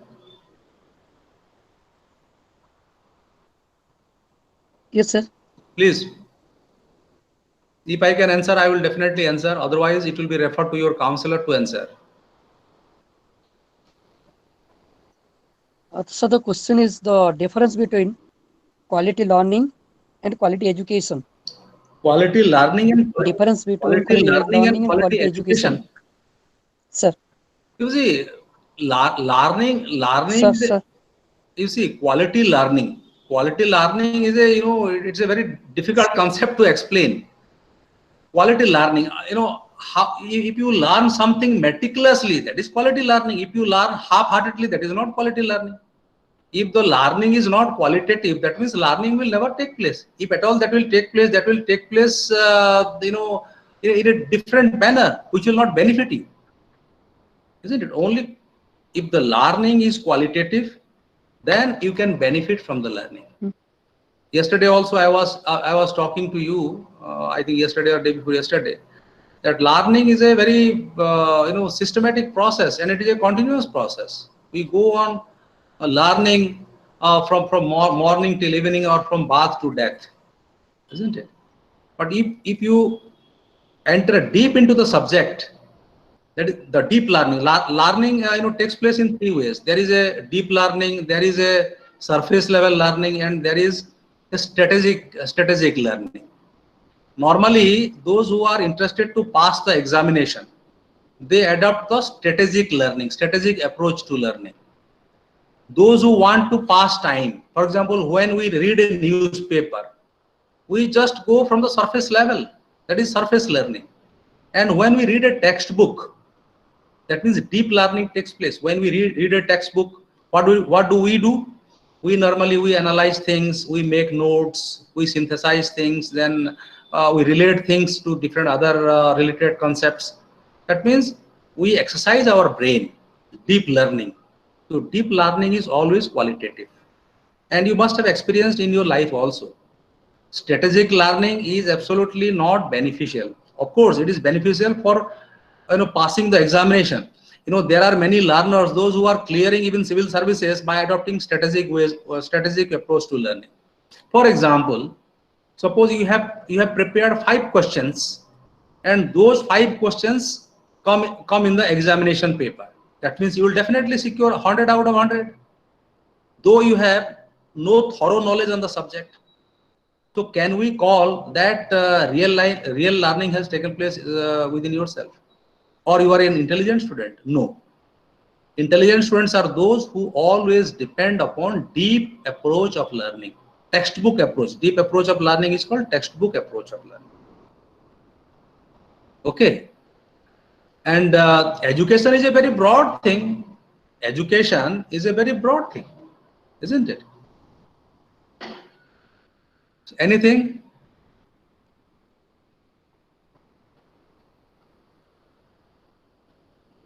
Somebody has written contemporary situation in India, the effect of PPP, public-private partnership. Whatever little knowledge I have, should I respond to it? Because your counselor has still not come. Maybe there is some connectivity issue. Dr. Paikre, are you there online? Dr. Paikre?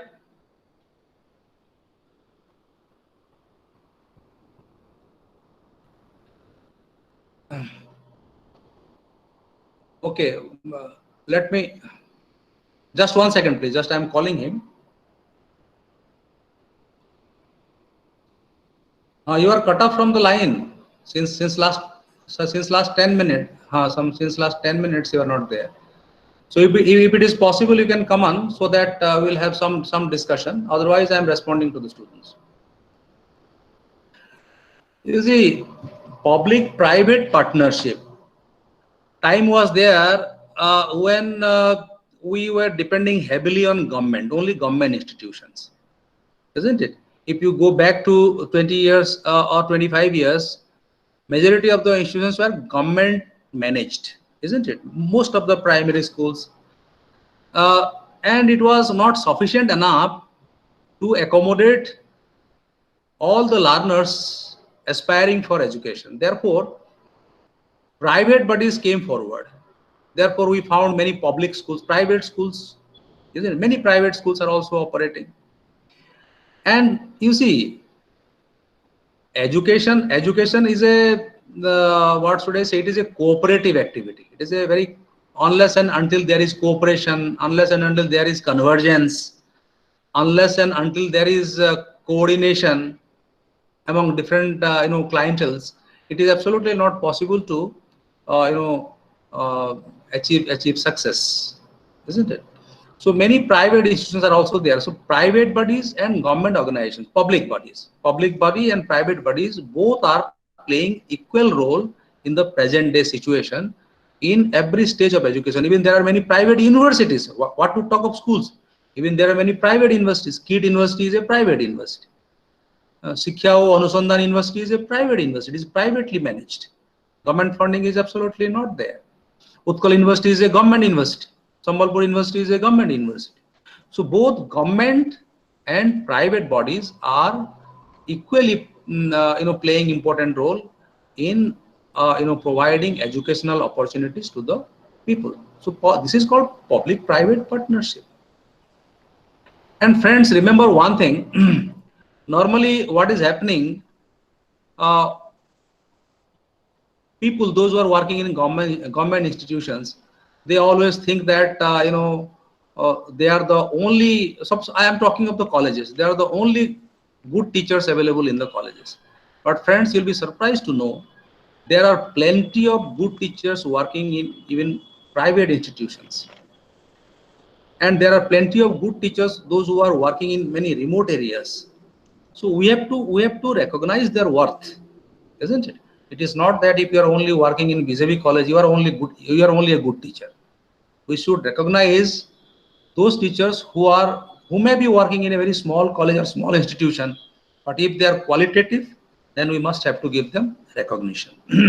So it is what is the quality of teaching that is important, not the place where you are working. You may be working in a government school or private school, doesn't matter. Okay. So that particular ideology we must have to keep in ourselves. Hello. Yes, please. Yes, yes. I'm in line. So just I was responding to a few questions put up by our students. Hmm. There is another question. If you can reply, what is metacognitive and creative capital? It is a very I have not gone through the study material, so I cannot reply to this. If you can reply, fine. Otherwise, the students will be advised to go through the study material. Metacognitive is a cognitive with the material. Meta is the material and cognitive is our knowledge aspects, cognitive domains. When we relate our cognitive domains with the material world, means the mix of idealism and naturalism. When idealism tells about the idea and ideology about the world, materialism, your naturalism tells the nature is the mother nature. The material world is the real world. So the material world and the ideal world. This is the combination of metacognitive. And the creative capital is our creativity is our capital. Our creativity is our capital. So that creativity is our capital. When our metacognitive is helpful for forming that capital which is creative. So the two metacognitive and creative capital are interconnected. They are related, and the metacognitive helps for creative capital. So when we learn when we learn in a school, we learn in a formal systems, but certain informal and non-formal agencies are also there for our formation of our knowledge, our cognitive. But Acha, we are only we are only giving importance to the formal way of learning. But metacognition is it formal, non-formal, and informal. Acha, Yes, please. one student is asking about language safeguard. Chinmay Dharua is asking what is language safeguard. Language safeguard means nowadays some of the colloquial language or language are losing their identity and losing their use rather. Some of the languages are gradually lost their identities. People are not interested to use their language. So language safeguard means we have to take care of the language. This is absolutely true. Normally, because of the introduction of this English language in higher education, our original language has been reduced to the minimum. Very few people used to speak, or very few teachers used to, teach through their own mother tongue in the higher education institutions. So languages, there are many languages which are very little used, isn't it? And if you talk of the dialects, many dialects are even in the verge of extinction. There are many dialects which are on the verge of extinction. So it is our duty as an educated citizen of our country, it is our duty to language. safeguard the languages. Even the dialects, including the dialects, I am telling you. Yeah. Is there any other question? Some questions are administrative in nature. Some students are asking about when do we get books. I have already replied to this question that books cannot be dispatched at this particular moment because post offices are not operating. So once they start operating, you will get your book by post. They will be dispatched directly from Delhi. Okay. Then any other question? Somebody is asking about download. You see, you can go to IGNOU website. Please go to IGNOU website. Then you go to eGyankos. When you click eGyankos, then it will ask level. You go to bachelor's degree level. Okay, diploma level, bachelor's degree, master's degree, all these levels will be asked. So you click bachelor's degree level, then go to B.Ed program. Bachelor's degree means all bachelor's degree will come.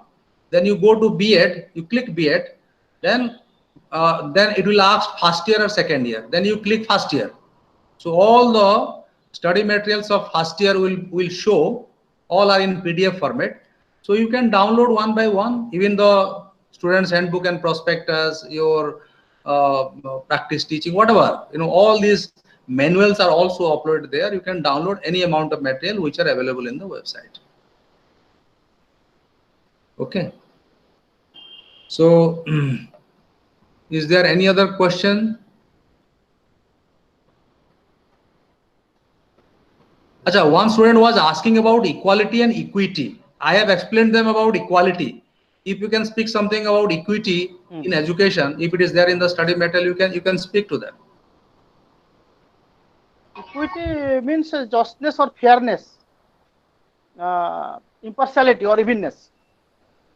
Equality is equal sharing, equal opportunities, equal treatment.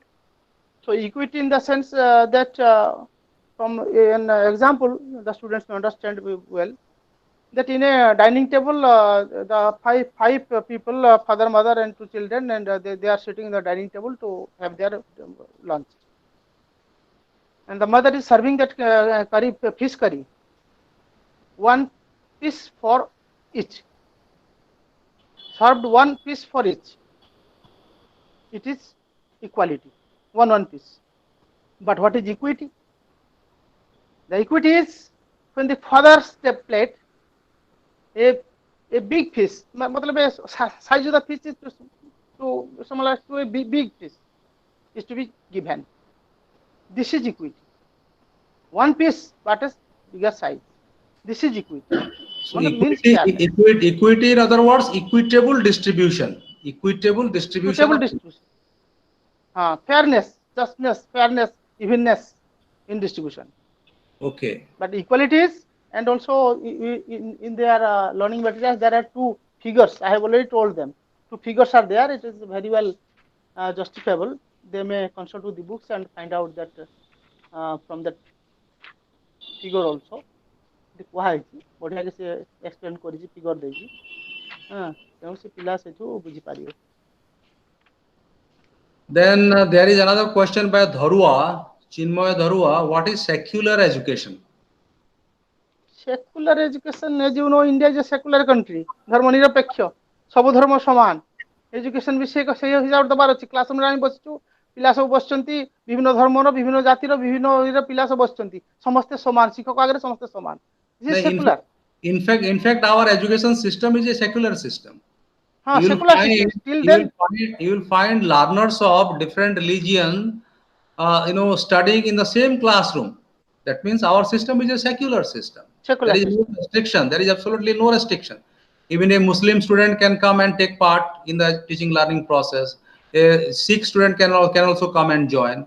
So your friends, you must have come across your friends who belong to different religions. So our system is also secular, as our country is a secular country. Acha, you see, some students are again asking about the books. So one thing I must inform you, that while sending intimation to you regarding attending the class online, we are also sending the soft copy of the study material in your email ID, isn't it? So please check your email ID. The soft copies will be available. Those who have not received the soft copy, then they will download the soft copy from the eGyan course. Okay. Those who are attending this class, that means you have got the communication from us. In that communication, we have attached all the soft copy of all the study materials. Okay.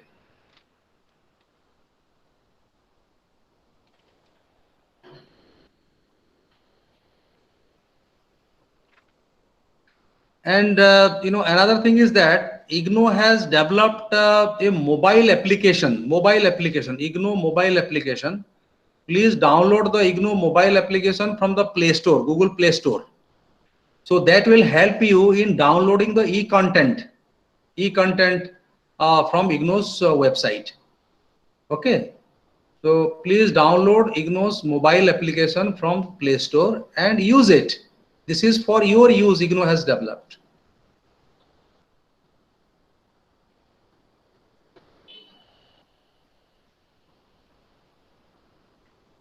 Is there any other question, dear students?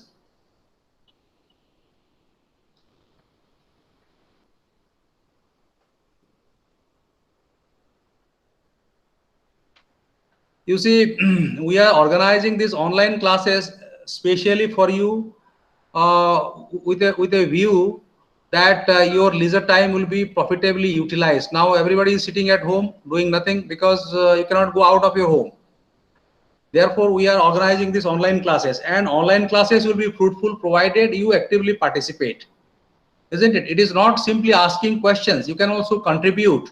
If you know something new, over and above the teaching of the teacher, you can also contribute. You can raise hands, or you can simply, put up a note in the chat box that I want to speak. So we'll allow you to speak, and you can share your ideas with your friends. So that will take place. That is real learning. And here on the very first day, I have told you that the concept of teacher and taught is absolutely not there. Everybody has got equal opportunity to share his or her views, isn't it?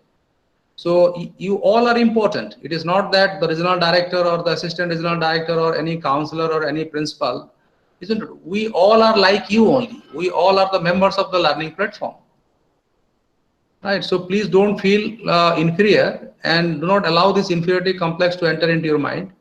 See that you're also a potential individual and contribute to the teaching learning system as much as possible.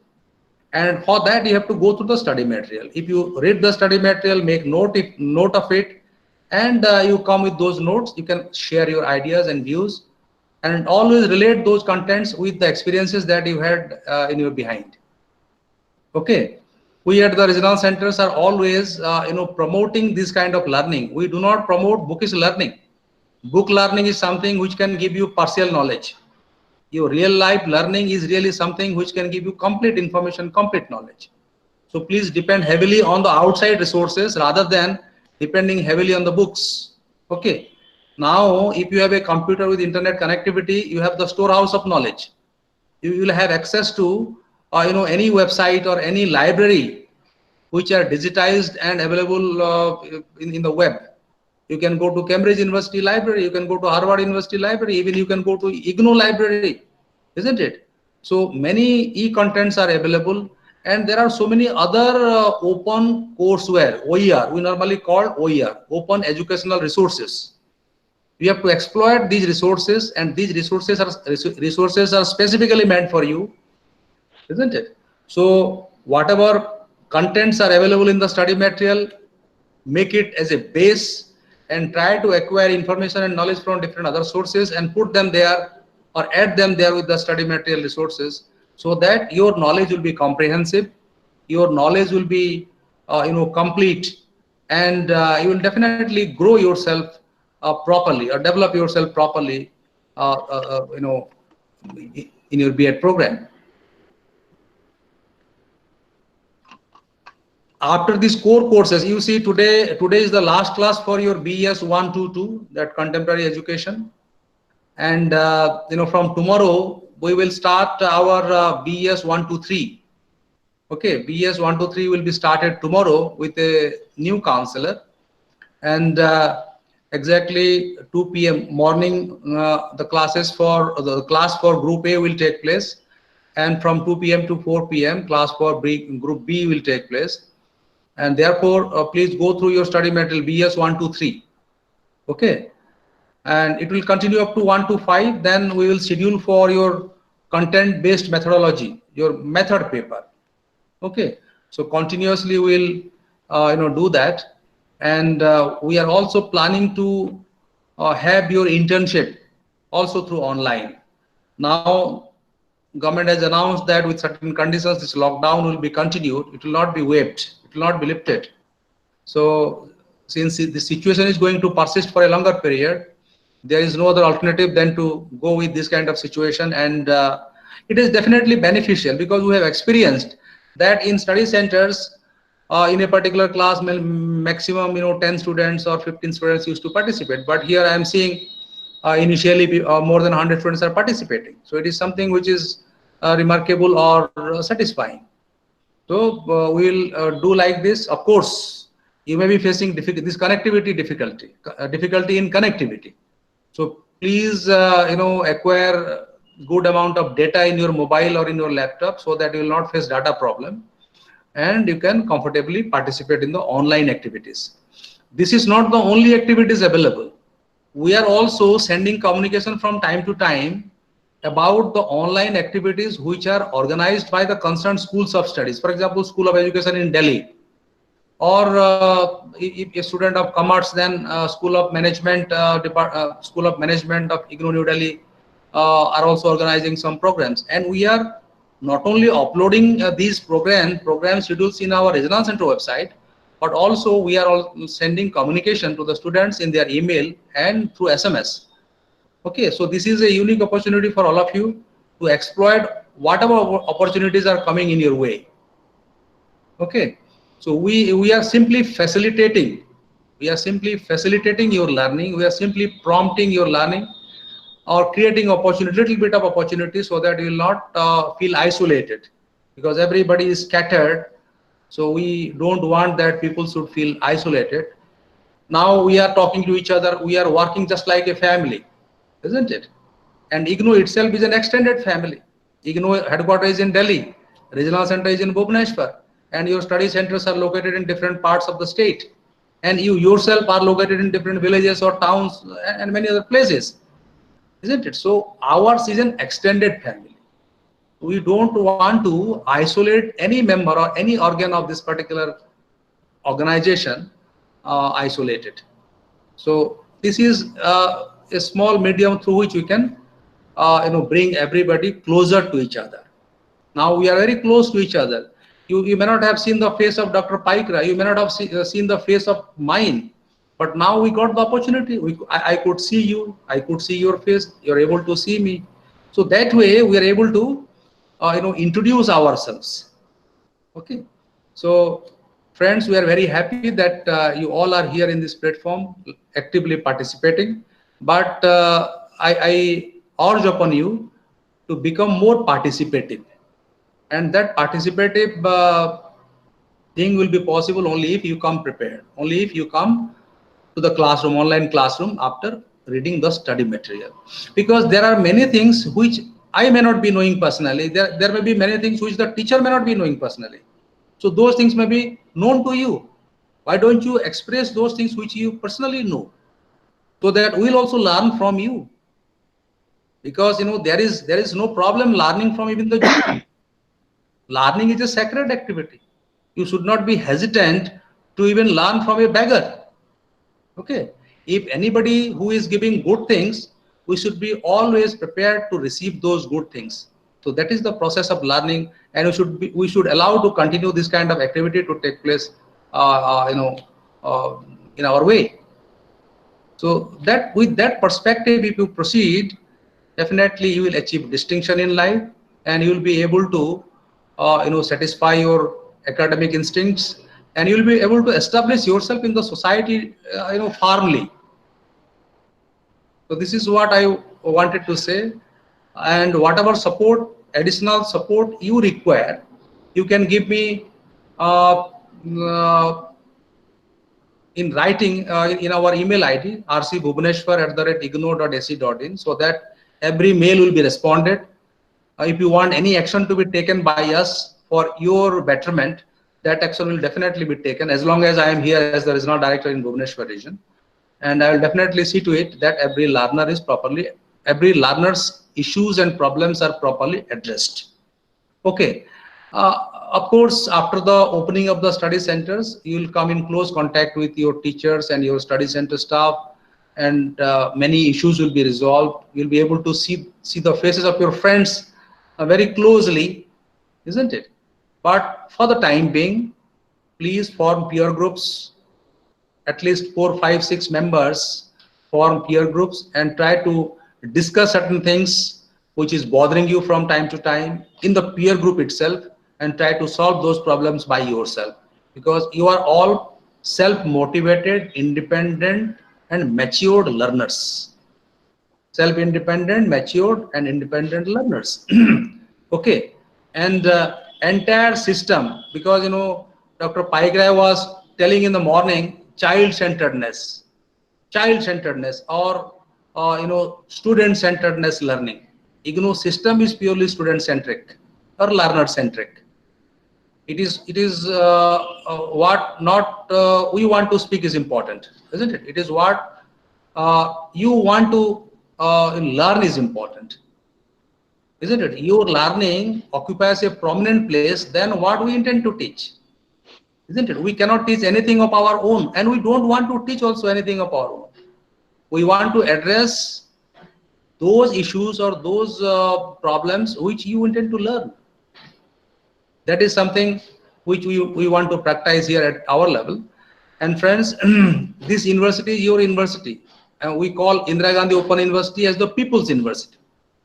We are, our, what should I say, whatever little we do at the regional center or at different study centers, these are, very, very, very small, isn't it? We do very little, but the majority of the thing you yourself do. Okay. Study center peoples are cooperating. They are doing a good job because they are in the field level. We are in the middle level. Study center is in the locality. Regional center is in the state capital, and headquarters is in Delhi, national capital. So it is a 3-layer system. Who is facing the students initially? It is the study center staff who are facing the students. Okay. So study center is also doing a tremendously good job for the learners, and we always owe our success to all the staff of the study centers and the academic counselors, those who are providing academic counseling to the students. So tomorrow, after qualifying this B.Ed, if you complete your M.Ed or something like that, and you become a recognized individual, a potential individual, maybe we will pick you up as one of the counselors in some subjects.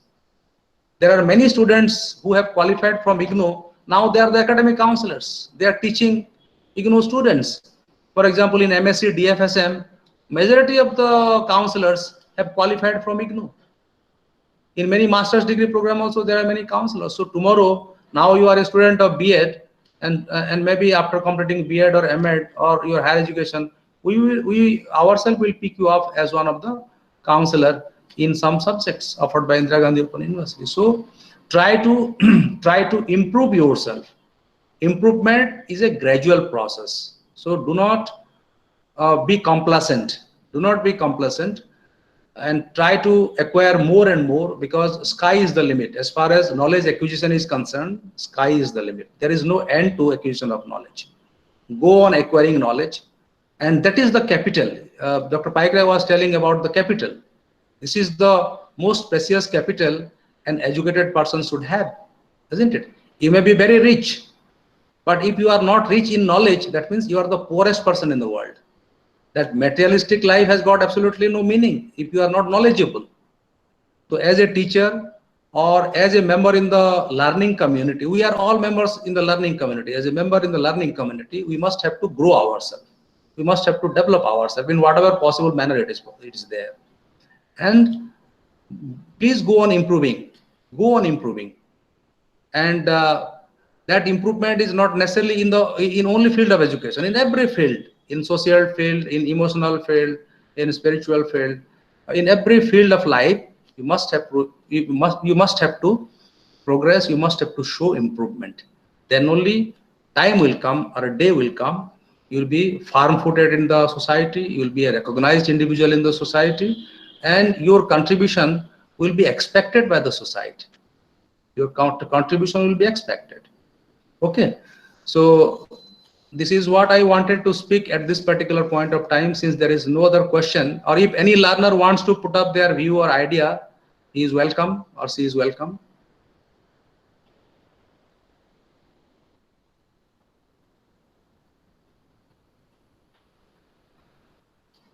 Okay, I think nobody is further interested. So before we wind up, let me thank Dr. Srikant Paikrai, Principal, Anandpur Training College, who has given his kind consent in taking this particular class, BES-122 for Group B. For 4 days continuously, he taught this particular subject, and he has covered this particular course. And I am sure you might have fully understood at least the main points what are there in this particular course, in these 4 blocks. There may be many other things which must be bothering you. If you have anything, please send email so that those mails will be properly replied by our counselors, and you will never remain unsatisfied.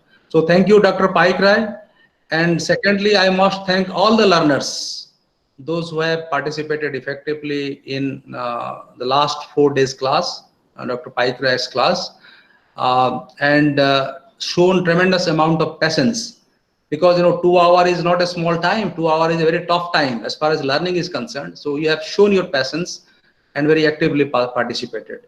So thank you very much for participating. So tomorrow exactly at 2 p.m. we shall assemble in this online platform with a new counselor for presentation of BES-123. So thank you very much. So the class is closed. Thank you, Dr. Paikrai. Thank you, sir. Thank you, sir. Thank you very much.